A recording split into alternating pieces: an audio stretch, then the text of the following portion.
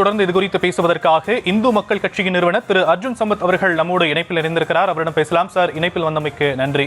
இப்போ முருகனுடைய மாநாடு அரசியலா ஆன்மீகமா என்ற கேள்வி எழுப்பப்பட்டிருக்கு.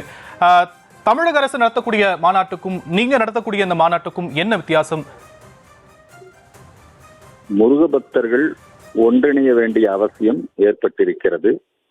தமிழகத்திலே ஆன்மீகவாதிகள் அனைவரும் ஒன்று போட வேண்டும். ஆன்மீகத்திற்கு சாதி மதம் கிடையாது. குறிப்பாக இந்துக்கள் எப்பொழுதுமே சாதி மதம் பார்ப்பதில்லை. இந்துத்துவ கொள்கைகளோ அல்லது RSS, இந்து முன்னணி, இந்து மக்கள் கட்சி உள்ளிட்ட இந்து அமைப்புகள் வலியுறுத்தக்கூடிய கொள்கைகள் பல்வேறு விதமான வழிபாட்டு முறைகளையும் ஒன்றிணைப்பது. இந்து மதத்துக்குள்ளேயே சைவம், வைணவம், காமாபத்தியம், கௌமாரம், கூட 63 நாயன்மார் இருக்காங்க. கூட ஒரு ஏசுநாதரை வச்சா அவங்க யாரையும் வெறுக்க மாட்டாங்க. நம்முடைய தமிழக அரசு முருக பக்தர்கள் மாநாட்டை நடத்தியது.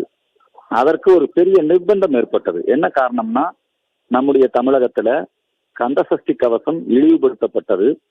அப்பொழுது முருக பக்தர்கள் அனைவரும் ஒன்று கூடி பெரிய அளவிலே தங்களுடைய உணர்வுகளை வெளிப்படுத்தினார்கள். பாரதிய ஜனதா கட்சி முருக பக்தருடைய உணர்வுகளை ஆதரித்தது. இந்து மக்கள் கட்சி முதலிலே முருக பக்தர் மாநாட்டை நடத்தியது. அதனைத் தொடர்ந்து பிஜேபியினுடைய தலைவர் திரு எல் முருகன் அவர்கள் இது சம்பந்தமாக ஒரு வேல் யாத்திரை நடத்தினார். அப்புறம் அந்த முருக பக்தர்கள் மத்தியில ஒரு மிகப்பெரிய எழுச்சி ஏற்பட்ட காரணத்தினால அப்ப ஸ்டாலின், உதயநிதி போன்றவர்களாம் கூட வேல் எடுத்தார்கள். நாங்கள் முருக பக்தர்களுக்கு விரோதம் அற்றவர்கள் என்பதை தெளிவுபடுத்துவதற்காக அவர்கள் அப்படி செய்தார்கள். அதே மாதிரிதான் நம்முடைய சென்னிமலையிலே அந்த மலையை முழுமையாக கல்வாரி மலையாக மாற்றுவேன், அது கிறிஸ்துவ மலை, அவர்கள் பெரிய முயற்சி பகிரங்கமாக பேசினார்கள், மிரட்டல் விடுத்தார்கள். அதன் காரணமாக அப்பொழுது மிகப்பெரிய ஒரு ஒற்றுமை ஏற்பட்டது. சென்னிமலையிலே ஒரு பெரிய நிகழ்ச்சி நடந்தது. அதனைத் தொடர்ந்து நம்முடைய திருப்பரங்குன்றம் மலை உச்சியிலே அங்கே இருக்கக்கூடிய காசி விஸ்வநாதர் ஆலயம், தீபத்தூண், அதற்கு அருகாமையிலே இருக்கக்கூடிய நம்முடைய இந்த சிக்கந்தர் தர்கா என்று அவர்கள் சொல்கிறார்கள், அந்த இடத்திலே சென்று நாங்கள் பலி கொடுக்க போகிறோம் என்று சொல்லி அவர்கள் ஒரு நிகழ்ச்சியை நடத்த, அது இவ்வளவு நாள் எந்த முஸ்லீம்களோ அதுக்கு ஒன்றும் பெரிய இந்துக்களோ முஸ்லீம்களோ அதை பெருசா எடுத்துக்கல. பிரிட்டிஷ்காரன் காலத்திலிருந்து அந்த பிரச்சனை இருக்கு. ஆனா இப்ப வேணும்னே அங்க இந்துக்கள் மனம் புண்படும்படியாக நாங்கள் இங்கே நாங்க மாமிசம் சாப்பிடுவோம். ராமநாதபுரத்திலிருந்து அவர் நவாஸ்கனி MP அங்க அப்படி ஒரு பெரிய பிரச்சனையை உருவாக்கினார். அந்த நேரத்துல இதே மாதிரி முருக பக்தர்கள் ஒன்று கூடினார்கள்.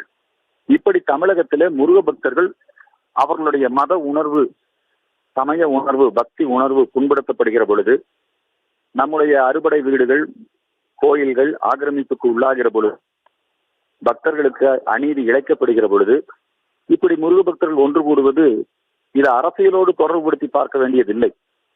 ஆன்மீக ரீதியாகவும் அரசியல் ரீதியாகவும் இந்துக்கள் ஒன்றுபட வேண்டிய அவசியம் இன்றைக்கு ஏற்பட்டுள்ளது. எனவே அனைத்து கட்சியினரும் எல்லோருக்கும் அழைப்பு விடப்பட்டிருக்கிறது. எல்லா கட்சிக்கும் கூப்பிட்டிருக்கோம். அரசாங்கம் நடத்தினது ஒரு முருக பக்தர் மாநாடு நடந்தது. அரசாங்கம் அதுல வெளிநாட்டிலிருந்து தமிழ் அறிஞர்கள் இவங்களையெல்லாம் கொண்டு அவங்க ஒரு நிகழ்ச்சி நடத்தினாங்க.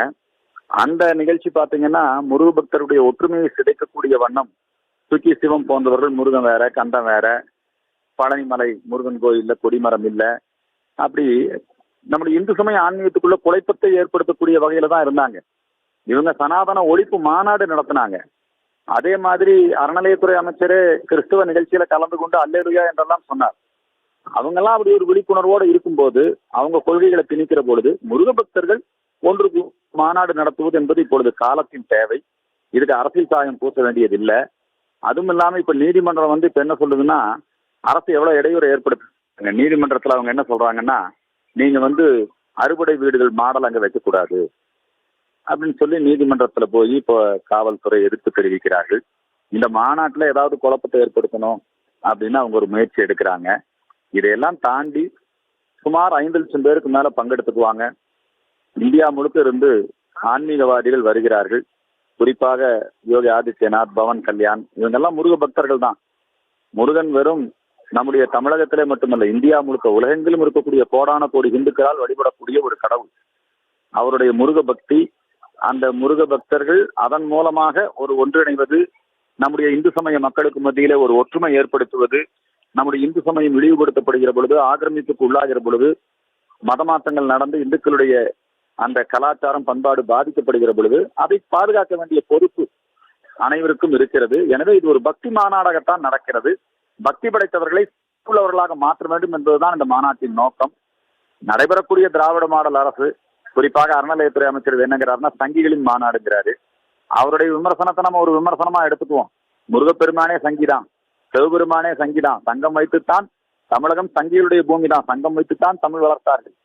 சங்கி வேற தமிழன் வேற கிடையாது, ரெண்டும் ஒண்ணுதான். அதனால இவங்க இந்து சமயத்திலிருந்து தமிழை பிரிக்கக்கூடிய அந்த முயற்சியில இருக்கிறார்கள். அது அவங்க கட்சி கொள்கை, அவங்க நிகழ்ச்சி நடத்துறாங்க, ஆட்சி அதிகாரம் அவங்க கையில் இருக்கிறதுனால இதுக்கு இடையூறு பண்றாங்க. இதை மாற்றி அமைப்போம். முருக பக்தருடைய மாநாடு சார், முருக பக்தர்களுடைய மாநாடு முழுக்க முழுக்க ஆன்மீகம் அப்படிங்கறத நீங்க சொல்றதுல இருந்து நாங்க புரிஞ்சுக்கிறோம். இணைப்பில் உங்களுடைய கருத்துக்களை பகிர்ந்தமைக்க நன்றி திரு அர்ஜுன் சம்பத்.